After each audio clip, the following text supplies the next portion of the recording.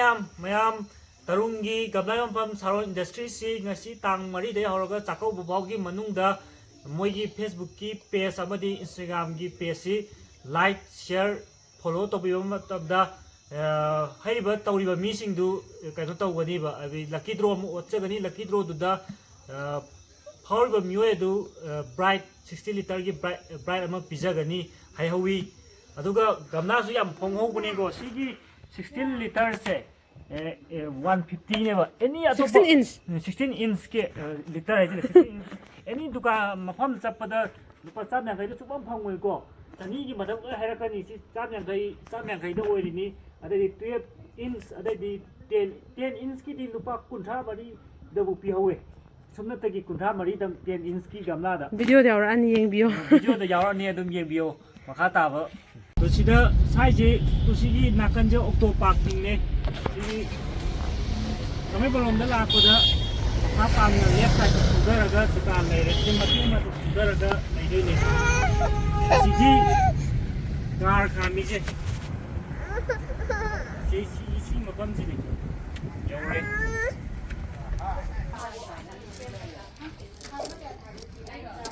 ze nungja publish da hawe yang porame no ba adu mai da buduna phayem masana le matai thokpa da sa chan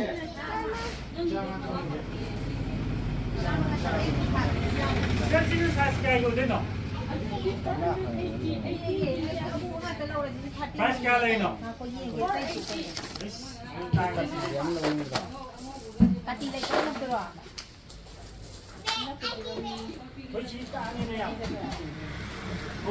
hao Aduan 50 lagi. ha size kya ma de ba Magi MRP di. to kamla size 480 ne adum MRP lupa 480 tabiyo yani si amuba si 16 inch ki ne se MRP da 150 dum mai lai ya to tar dum khar low bu dum tabiyo bu dum yani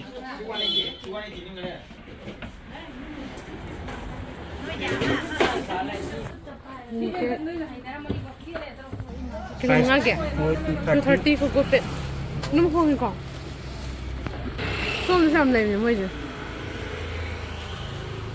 ko to ram le num dislay do go down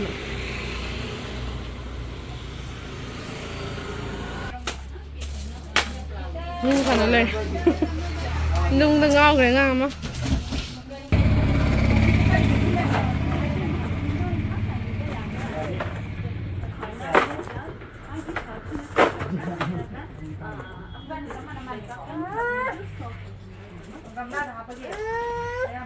siang ho bachas na kundi kya pi no kundi nim powder kilo da 120 di thai do tar so si MRP thajabai one maman chi yau da bane my phone number ya ya si kundi se 100 ki ahum Hindi sina kaya. alin pa no gamla size to ba makhan sungai lai re design fiber ki rawang gi ashwa shedi paje nung lu kai no ngate to gamla tare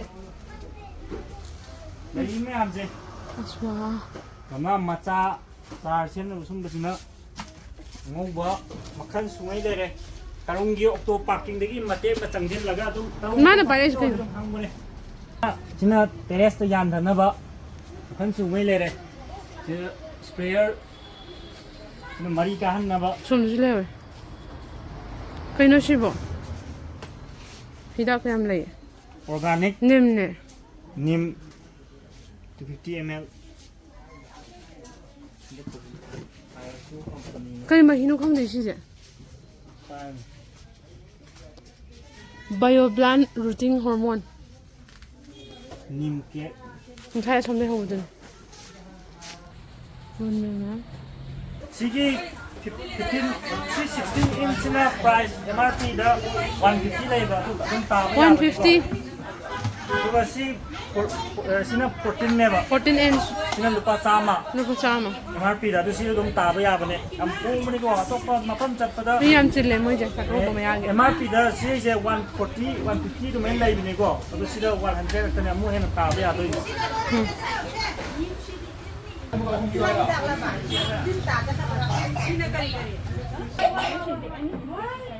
ada si dia mau iseng litre taruh tuh apa nggak boleh dikumpul cari taruh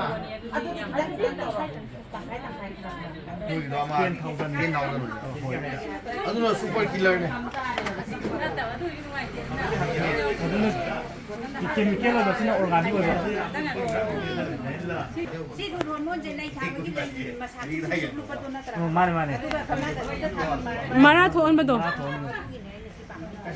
Mane.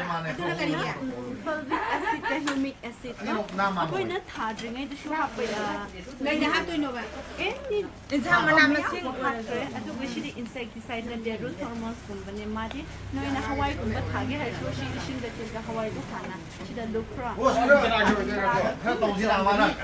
adu khatang na thara ko adi di hau khra ba shu ashi jayo amuka hen healthy oi na ga mara du phajana ka khalle ba Yang pesan tak pirame. Mana khwai dei honge. Sumna am lagar pada. To sina 12 inch kine. Kya pirne? MRP da lupa 70 ka. Atokpa dukan chatpada. Lupa sama de harakani. Har kani ye. 70 ka. 70 ka.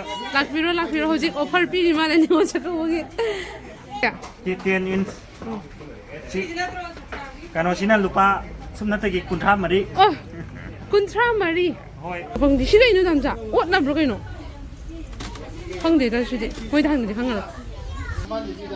Saron Industries sai dagi koi na haijari ba fam se ngasi October date 4 dagi hawraga to 25 ni ko 2025.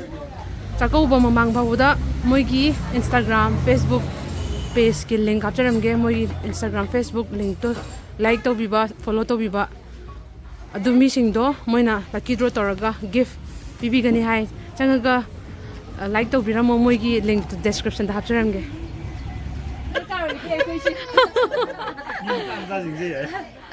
Saron Industries Tarung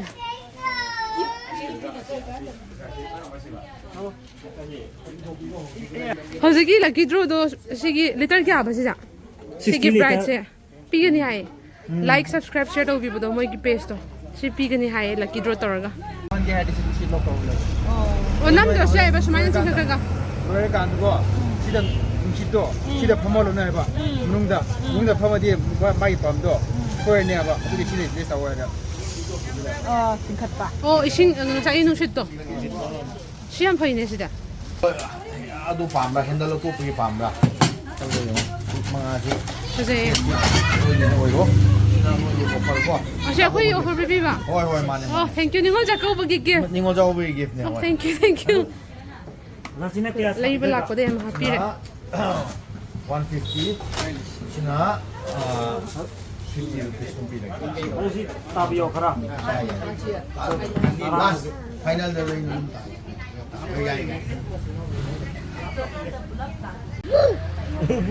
C4.